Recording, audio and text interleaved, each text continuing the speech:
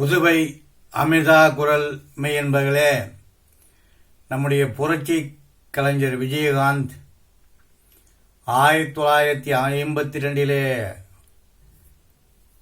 பிறந்து 2023 நம்மையெல்லாம் விட்டு காலமானார். அவர் காலத்தில் மறக்க முடியாத ஒரு தமிழராக உயர்ந்திருக்கிறார். சினிமா துறையிலே எப்படியாவது சேர வேண்டும் என்று சிறு வயதிலே கனவு கண்டு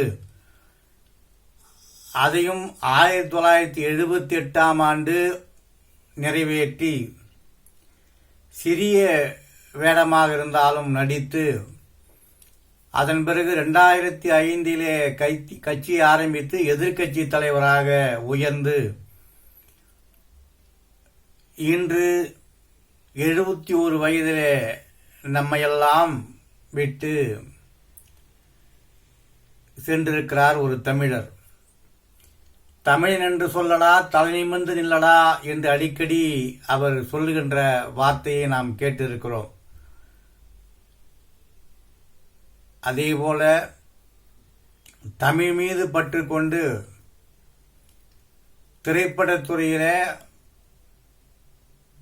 சிறந்து விளங்கி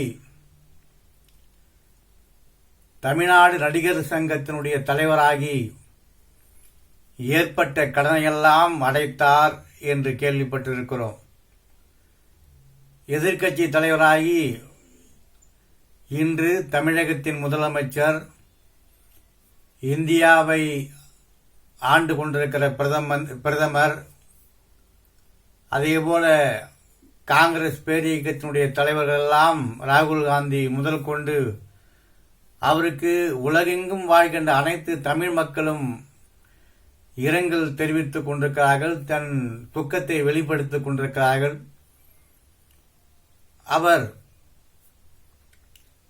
எப்படி உயர்ந்து நம் மனதில் இருக்கிறார் என்று சொன்னால், என் மனதிலே எப்படி இருக்கிறார் என்று சொன்னால், எனக்கு இந்த சிறு வயதில் இருந்து உன் பேச்சை கேட்க வேண்டும் என்று எல்லோரும் ஆசைப்படுவதற்கு காரணம், இப்படி திரைப்படங்களை பார்த்து நடிகர் திலகம், சிவாஜி கணேசன், விஜயகாந்த் இப்படியெல்லாம் எப்படி இவர்கள் எல்லாம் பேசுகிறார்கள் என்று விஜயகாந்தை நான் 78 நடிக்க வந்தார். கிட்டத்தட்ட ஒரு 80, 85, 90 எப்படி ஒரு வசனம் பேசுகிறார் என்று வியந்து பார்த்திருக்கிறேன். நம்முடைய குரல் எப்படி விஜயகாந்தை போல் நம்மால் பேச முடியுமா? விஜயராஜியாக இருந்து விஜயகாந்தாக மாறினார். அப்பேற்பட்ட மாற்றம் அவருக்கு ஏற்பட்டு இன்று உயர்ந்த நிலைக்கு வந்திருக்கிறார். நாமெல்லாம் இப்படி பேச முடியுமா என்று நினைத்து நண்பர்கள் எல்லாம் சிறிய சிறிய இந்த இலக்கிய கூட்டங்கள், பக்தி சொற்பொழிவுகள், சின்ன சின்ன கோவில்களிலே மைக்கை கொடுத்து சாமி புறப்பட போகிறது, எல்லோரும் வாருங்கள் என்று 2 வார்த்தை 3 வார்த்தை அந்த ஒரு அந்த சினிமா உண்மையிலே சொல்ல வேண்டுமானால் இந்த சினிமாவை பார்த்து அது பேச வேண்டும் என்கின்ற எண்ணமோ எனக்கு தெரியாது. அப்பேற்பட்ட ஆற்றல் பட்ட நானும் பேசுவதற்கு என் குரலை வெளிக்காட்ட வேண்டும் என்ற ஒரு ஆர்வத்தை ஏற்படுத்தியவர்களில் ஒருவர் நம்முடைய தமிழர் விஜயகாந்த் அவர்கள். கேப்டன் பிரபாகரன் படத்தை பார்த்து அவர் கேப்டனாக மாறிவிட்டார். அவர் தேர்தல் சமயத்திலே எங்கள் பகுதிக்கு பேசுகின்ற பொழுது நான் வியந்து பார்த்திருக்கிறேன். நன்றாக பேசுவார். கடைசியிலே அவர் நோய்வாய்ப்பட்டு இருக்கும்போது பேச முடியவில்லை. அப்பேற்பட்ட புரட்சி கலைஞர் விஜயகாந்த் அவர்களுக்கு எல்லோரும் சொல்கிறார்கள், அவர் பசியோடு அவரை பார்க்கக்கூடாது, பசியோடு இருக்கக்கூடாது, அனைவரும் சாப்பிட வேண்டும் என்று எண்ணம் வாரி வாரி கொடுத்த வள்ளல் என்று சொல்கிறார்கள். புதுமுக இயக்குநர்களை நிறைய பேரை அறிமுகப்படுத்தியிருக்கிறார் என்று சொல்கிறார்கள். அதே போல ஆபாவானன், ஆர்.கே. செல்வமணி, இன்னும் நிறைய பேரை பெரிய இடத்திற்கு எடுத்து சென்றார். அதேபோல் நடிகர் விஜயும் அவர் அறிமுகப்படுத்தியிருக்கிறார் என்று சொல்கிறார்கள். அப்பேற்பட்ட விஜயகாந்த் அவர்கள் எடுத்த முயற்சி அவர் வெற்றி கண்டாதான் என்று சொல்ல வேண்டும். அரசியலிலே ஒரு எதிர்க்கட்சி தலைவர், முதலமைச்சருக்கு இணையான ஒரு பதவிதான் அது, எதிர்க்கட்சி தலைவர்.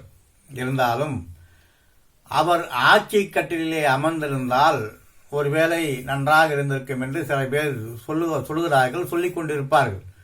இருந்தாலும் அவர் திரைப்படத் துறையிலும் அதேபோல அரசியல் துறையிலும் தமிழ் மீது உள்ள பற்று காரணமாக நமக்கெல்லாம் அவருக்கு பிடித்திருக்கிறது.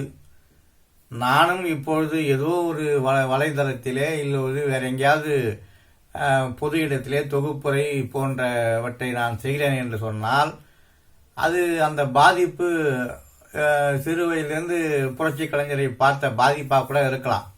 நாம் இப்பெல்லாம் இப்படி பேச முடியுமா என்று ரோல் மாடலாக என்று சொல்வார்கள். அதே போல அவரும் ஒரு காரணமாக இருக்கலாம். அவருடைய இறைவன் நிழலில் அவர் சென்று விட்டார்.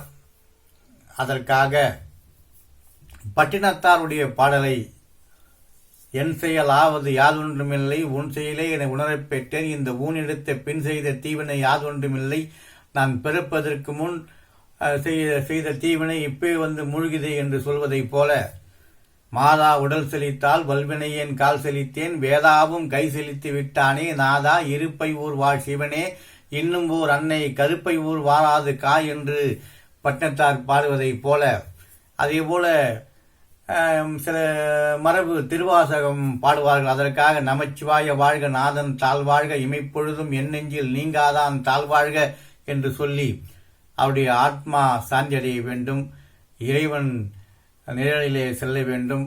அதே போல தமிழ் பெருமக்கள் எல்லாம் பாரதிதாசன் இருந்து பாரதியார் இருந்து இப்படி ஏராளம் திருவிக்காவில் இருந்து பேரறிஞர் அண்ணாவில் இருந்து எல்லோரும் தமிழை அந்த காலத்திலிருந்து நாயன்மார்கள் நால்வர் பெருமக்கள் திருக்குறள் இப்படி தமிழை வளர்த்தார்கள்.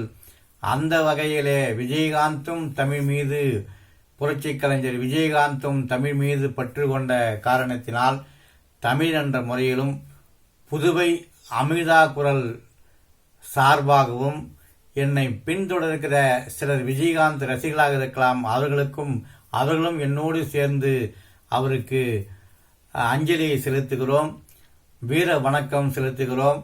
அவருடைய புகழ் நிலைத்து நிற்கும். அவர் காலமானார், காலமாக நிற்கிறார்.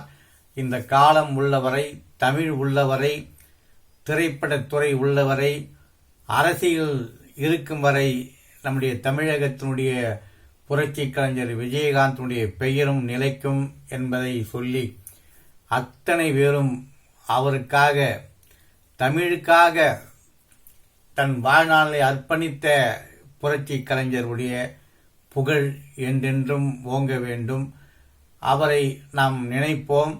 அவர் ஆன்மா சாந்தியடைய வேண்டும் என்று எல்லாம் வல்ல இறைவனை வணங்குகிற இஸ்லாமிய சகோதரர்களாக இருந்தாலும் எல்லா புகழும் இறைவனுக்கே என்று சொல்லுகிற இஸ்லாமிய சகோதரராக இருந்தாலும் சகோதரிகளாக இருந்தாலும் ஒரு கன்னத்தில் அறிந்தால் மறுகன்னத்தை காட்டு என்று அன்பை போதிக்கிற கிறிஸ்தவ மதத்தை சேர்ந்த சகோதர சகோதரிகளாக இருந்தாலும் அதே போல அன்பே சிவம் என்று தமிழே சிவமாக இருக்கிற இந்த மதத்தைச் சேர்ந்த அத்தனை மும்மதங்களும் இருக்கின்ற அருமை நண்பர்களும் இன்னும் வேறு எந்த மதமாக இருந்தாலும் அத்தனை அன்பர்களும் நண்பர்களும் அவர் ஆத்மா சாந்தியடையும் என்று கேட்டுக்கொள்கிறோம்.